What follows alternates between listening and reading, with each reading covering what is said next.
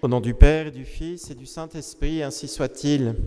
Eh bien, chers frères, en ce deuxième dimanche après l'Épiphanie, nous avons l'évangile des noces de Cana. C'est un petit peu le dernier prolongement de la fête de l'Épiphanie, puisque vous savez que la fête de l'Épiphanie, liturgiquement, comprend 3 mystères. D'abord, bien l'adoration, bien sûr, des mages eux-mêmes, c'est l'objet principal de la messe de l'Épiphanie.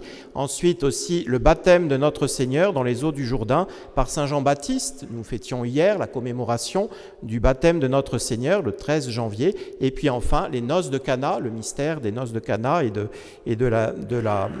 du miracle opéré par notre Seigneur dans les noces de Cana. Donc on peut dire aujourd'hui, c'est avec cet évangile des noces de Cana, c'est un petit peu comme le dernier prolongement de la fête de l'Épiphanie, voyez-vous, et nous sommes avec ce dimanche entrés déjà dans le temps liturgique après l'Épiphanie. Et je voudrais, eh bien, à l'occasion de ce deuxième dimanche après l'Épiphanie, vous décrire, eh bien sûr, cette magnifique scène des noces de Cana et vous aider à tirer peut-être 3 grandes leçons pour notre vie spirituelle, eh bien, de cet épisode des noces de Cana. Alors, nous allons le voir un petit peu en détail. D'abord, je vous expliquerai un petit peu le contexte de ces noces de Cana. Ensuite, nous verrons un petit peu l'échange des paroles entre la Sainte Vierge et son Fils et notre Seigneur, parce que souvent c'est très mal traduit, malheureusement, dans les missels, l'échange de ces paroles, et on peut être bien surpris par la réponse de notre Seigneur quand c'est mal traduit. Et puis enfin, le miracle de l'eau lui-même changé en vin pour retirer les leçons spirituelles de ce miracle. Voyons d'abord un peu le contexte de ces noces de Cana. Eh bien, Cana, c'est une petite bourgade de Galilée, au nord de la Terre Sainte, donc à 6 ou 7 kilomètres de Nazareth, sur le chemin menant au lac de Tibériade. La Sainte Famille avait dans cette région une parenté assez nombreuse du côté de Saint Joseph, puisque nous savons que Saint Joseph avait un frère qui se nommait Cléophas, qui était marié à une femme nommée Marie, qui était donc la belle-sœur de la Sainte Vierge, cette Marie, et l'Évangile appelle cette femme Marie Cléophas, et nous la retrouverons au calvaire, aux côtés de Notre-Dame, donc au moment de la crucifixion de notre Seigneur. Donc c'était la belle-sœur de la Sainte Vierge, femme de son frère, du frère de Saint Joseph.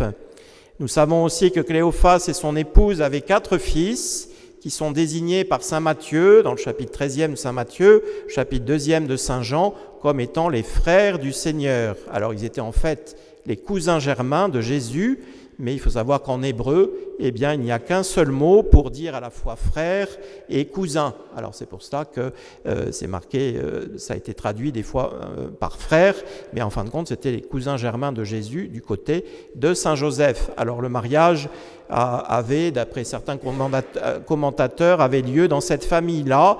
C'était l'un des fils de Cléophas, visiblement, qui épousait, eh bien, qui se mariait, ou bien dans une famille de la parenté proche, mais du côté de Saint Joseph. Et Notre-Dame, bien sûr, avait été invitée comme membre de la famille à ses noces. Il semble que Saint Joseph était déjà mort, puisqu'il n'est pas fait mention du tout de lui, et il est mort avant l'entrée dans la vie publique de notre Seigneur Jésus-Christ.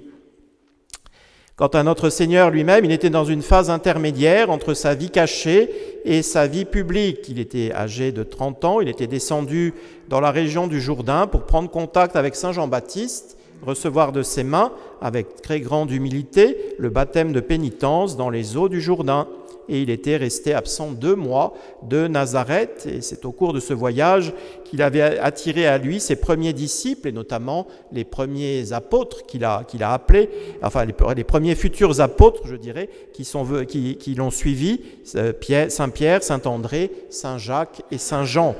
Alors, eh bien, accompagné de ses premiers disciples, eh bien, notre Seigneur s'en retournait à Nazareth et il est passé par Cana et donc il fut convié aux noces un petit peu de manière inattendue, c'est bien marqué dans l'Évangile, vocatus est, c'est-à-dire il se présente, il est là, il passe. Alors, bien, la famille, avec son grand cœur, eh bien, l'invite aussi au mariage avec toute la petite troupe, les premiers disciples qui le suivaient. Alors, ça faisait peut-être 5, 6, 7 personnes en plus invitées ainsi à la dernière minute, un peu à l'improviste au mariage. ce qui expliquera certainement que le vin manquera à la fin, vous voyez, parce qu'il faut savoir aussi que les noces à cette époque-là, selon la coutume des Hébreux, elles duraient 7 jours entiers. Alors il fallait du vin pendant 7 jours. Alors donc 6 ou 7 personnes en plus, ça se voit. Et puis finalement, à la fin, c'est une des explications pourquoi le vin a fini par manquer.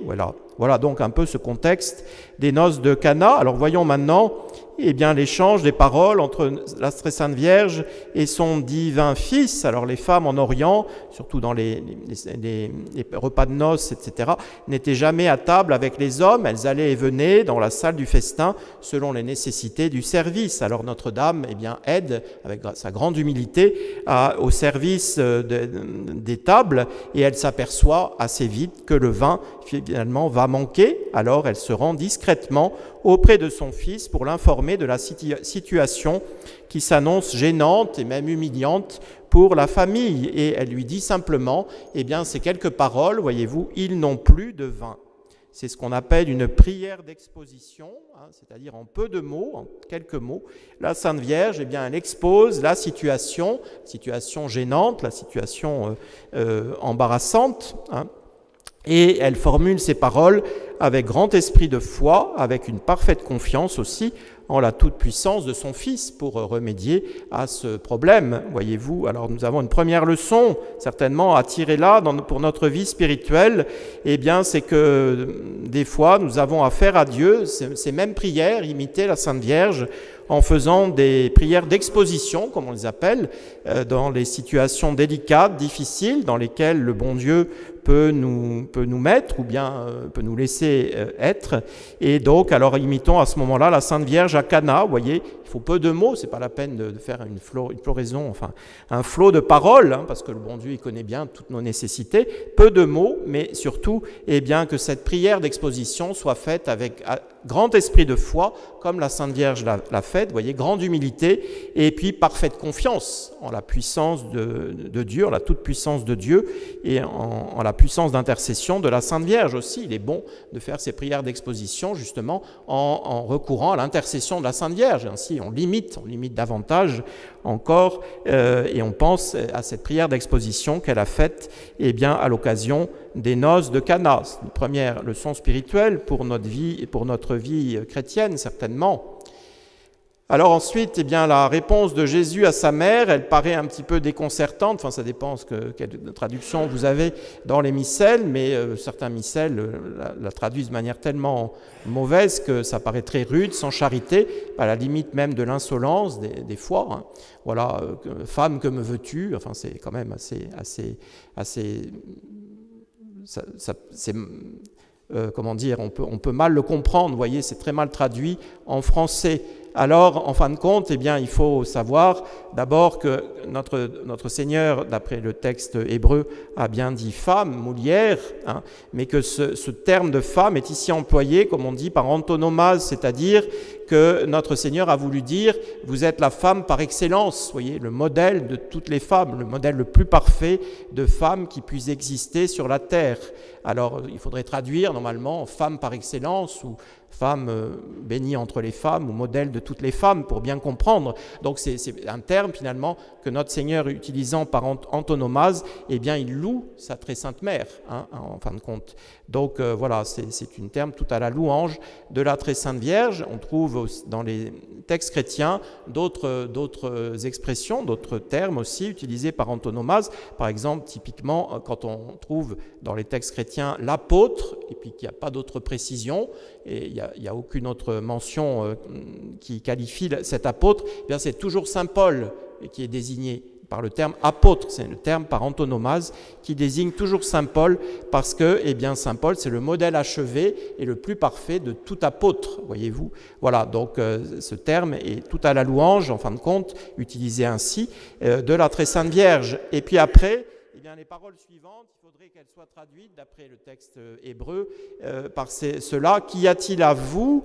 Qu'y a-t-il à moi? Femme par excellence, femme modèle de toutes les femmes.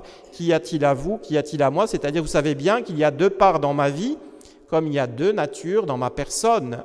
Si en tant que Dieu, je ne relève que de mon Père du ciel, en tant qu'homme, je suis votre enfant, et donc par conséquent, tout ce que je ne suis pas obligé de réserver pour l'œuvre de la rédemption vous appartient parce que je suis votre fils, tout humble et tout soumis et obéissant. Et notre Seigneur ajoutant ensuite « Mon heure n'est pas encore venue », eh bien la très sainte Vierge va bien comprendre que son fils veut lui dire « Eh bien, je vais exaucer votre prière, je vais remédier à cette situation, j'ai entendu votre prière parce que mon heure n'est pas encore venue, c'est-à-dire je ne suis pas encore entré dans la période de ma vie publique et donc je suis encore soumis et humblement soumis à votre autorité maternelle, voyez-vous. Donc je vais accomplir ce que vous me demandez, enfin faire un miracle plutôt pour remédier à la situation. Alors là aussi, souvent on trouve des erreurs, les auteurs qui prétendent que les noces de Cana, le miracle de notre Seigneur aux noces de Cana, serait l'entrée dans la vie publique de notre Seigneur. Ce n'est pas exact. Notre Seigneur rentrera quelques mois plus tard dans sa vie publique au temple de Jérusalem quand il chassera les marchands du temple, voyez-vous. Et c'est tout à fait convenable parce que notre Seigneur, il a commencé sa vie d'enfance au temple par la circoncision. Il a commencé sa vie d'adolescence au temple de Jérusalem en enseignant les docteurs de la loi. Il était tout à fait convenable et cohérent qu'il commence aussi sa vie publique au temple de Jérusalem. Donc les noces de Cana, c'est juste avant l'entrée dans la vie publique de notre Seigneur. C'est la phase intermédiaire entre sa vie cachée, sa vie publique, et donc il est encore sous l'autorité maternelle de sa très sainte mère, voyez-vous. Et c'est ce qu'il lui dit par ses paroles qu'il échange avec elle. Voilà. Alors Notre-Dame, elle comprend parfaitement que notre Seigneur, que son Fils, va remédier à la situation et elle se tourne vers les serviteurs et elle leur dit « Faites tout ce qu'il vous dira ». Voilà, elle va encourager les serviteurs à bien obéir aux ordres de son Fils. Et alors le miracle lui-même va s'accomplir puisque notre Seigneur demande aux serviteurs de remplir d'eau 6 grandes jarres de pierre d'environ 100 litres chacune. On a encore des modèles de ces jarres qui existent encore en Terre Sainte, qui ont été trouvés par les archéologues. Et donc, les serviteurs doivent aller à une fontaine extérieure pour remplir d'eau ces jarres. C'est tout un travail, ça prend un petit peu de temps. Et ils font tout ce que notre Seigneur leur a demandé. Et ensuite, il ordonne à ses serviteurs de puiser de cette eau pour aller faire goûter ce liquide au chef de table, ou maître de la cérémonie, le maître des tables. Et cette eau est devenue un vin excellent, même bien plus bon que le vin qui avait été servi précédemment, voyez-vous. Et donc c'est le grand miracle accompli par notre Seigneur, par sa toute-puissance divine. Il fait intervenir sa toute-puissance, même s'il n'est pas encore dans sa vie publique, par révérence, je dirais, et par soumission à la volonté de sa très sainte mère. Voilà. Alors c'est une deuxième leçon d'abord spirituelle que nous devons retirer. Enfin, il y a 2 leçons spirituelles à retirer sans doute de ce miracle éclatant, accompli et incontestable, accompli par notre Seigneur. D'abord, que quand nous demandons une grâce au bon Dieu, il nous faut raisonnablement faire ce que nous pouvons faire, voyez-vous. Il ne faut pas tomber de se laisser aller au fatalisme, comme on l'appelle, ce qui est une erreur grave et qui n'est pas du tout une attitude chrétienne, voyez-vous, de tout attendre de Dieu sans rien faire pour être exaucé ou pour mériter de recevoir les grâces que nous demandons. Vous voyez, cette attitude, elle n'est pas du tout chrétienne, c'est le fatalisme, et ce n'est pas faire confiance à Dieu qu'avoir cette attitude-là, mais c'est bel et bien refuser de coopérer à la grâce de Dieu. Et si nous sommes chrétiens, le bon Dieu attend de nous une coopération à sa grâce, voyez-vous. Alors nous devons faire ce que nous pouvons faire raisonnablement, et puis le bon Dieu, faire confiance au bon Dieu pour qu'il nous donne les grâces pour parachever la bonne œuvre, par exemple. Alors ça a été l'attitude de tous les grands saints, vous voyez, ils ont agi ainsi, ils faisaient autant qu'ils pouvaient, et puis avec grande confiance, ils se confiaient à Dieu. Tous les grands saints ont fait ainsi, c'est le sens de cette célèbre formule de Sainte Jeanne d'Arc à Poitiers, par exemple, les hommes d'armes batailleront. Donc les hommes d'armes, ils n'ont pas rien fait, ils ont bataillé, ils ont fait leur devoir d'État, et Dieu donnera la victoire. Voilà, si on fait autant qu'on peut, le bon Dieu, après, y compris, bien sûr, eh bien le bon Dieu, il parachève l'œuvre, voyez-vous. C'est aussi le sens de la maxime attribuée à saint Ignace de Loyola, que vous devez connaître, je pense. Prier comme si tout dépendait de Dieu, agir comme si tout dépendait de nous. Voilà. Il faut toujours prier pour demander la grâce de Dieu, mais agir vraiment, comme si tout dépendait de nous, alors que nous avons prié auparavant pour demander, eh bien, au bon Dieu de parachever, eh bien, l'œuvre que nous avons commencée, mais qui ne se peut être finie que par la grâce de Dieu, par une grâce de Dieu. Voilà, ou bien encore sainte Thérèse de l'Enfant Jésus qui avait cette belle formule, sainte Thérèse de Lisieux, il faut toujours prier comme si l'action était inutile et agir comme si la prière était insuffisante. Vous voyez, ce sont de belles citations de grands saints qui nous montrent que l'action est nécessaire, mais que l'action est nécessaire avec la prière, bien sûr, et qu'il faut demander aussi au bon Dieu les grâces nécessaires pour bien rester fidèle à son devoir d'État d'abord, et puis que ce devoir d'État soit bien fructueux spirituellement et pour le ciel et pour le salut de nos âmes. Alors ça, c'est une grande leçon à retirer, certainement. C'est pour ça que notre Seigneur sollicite l'aide des serviteurs et puis que les serviteurs mettent tout en place matériellement pour qu'ils puissent accomplir ce miracle. Voilà. Et puis une dernière leçon à retirer de notre vie spirituelle, certainement, eh bien, à l'occasion, en méditant ce miracle de Cana, eh bien, c'est une première transsubstantiation, en fin de compte, que notre Seigneur a faite là, de l'eau en vin, et elle est destinée certainement à signifier, à habituer les esprits d'abord à cette seconde transsubstantiation que notre Seigneur réalisera 3 ans plus tard environ, celle du pain et du vin en son corps sacré et en son sang très précieux, voyez-vous, au moment de l'institution du très saint sacrement de l'Eucharistie. Alors admirons cela, notre Seigneur prépare les esprits, voyez, et habitue les esprits. Ce sera dans ce sens aussi qu'il fera la multiplication des pains, pour préparer les esprits à l'institution de la Sainte Eucharistie. Et profitons, en méditant cet aspect du miracle de Cana, de ce dimanche et de la méditation de cet évangile, pour renouveler notre foi dans la présence réelle de notre Seigneur Jésus-Christ dans le très saint sacrement, voyez-vous, et que cette foi soit toujours plus vive, toujours plus fervente, toujours plus ardente, je dirais, et nous conduise à la table de communion avec une plus grande ferveur renouvelée à chaque communion que nous pourrons faire. Demandons bien cette grâce aussi, c'est vraiment une grâce à demander en ce dimanche. Voilà, donc, chers fidèles, ces leçons spirituelles, belle leçon spirituelle à retirer de ce grand miracle des noces de Cana. Donc, sachons formuler, quand nous sommes dans des situations difficiles, ces simples prières d'exposition à l'imitation de la Sainte Vierge, faire tout ce qui est en notre pouvoir quand nous demandons l'intervention de Dieu et que nous avons besoin des grâces de Dieu, et puis renouveler souvent notre foi en la présence réelle de Jésus-Christ, de notre Seigneur Jésus-Christ, vrai Dieu et vrai homme, dans le Saint-Sacrement. Et si nous appliquons ces leçons spirituelles, nous sanctifierons efficacement et nous avancerons sur le chemin du ciel, sous la conduite, sous la protection de notre bonne Mère du ciel, toujours si attentive à exaucer toutes nos supplications et toutes nos demandes. Ainsi soit-il. Au nom du Père, du Fils et du Saint-Esprit, ainsi soit-il.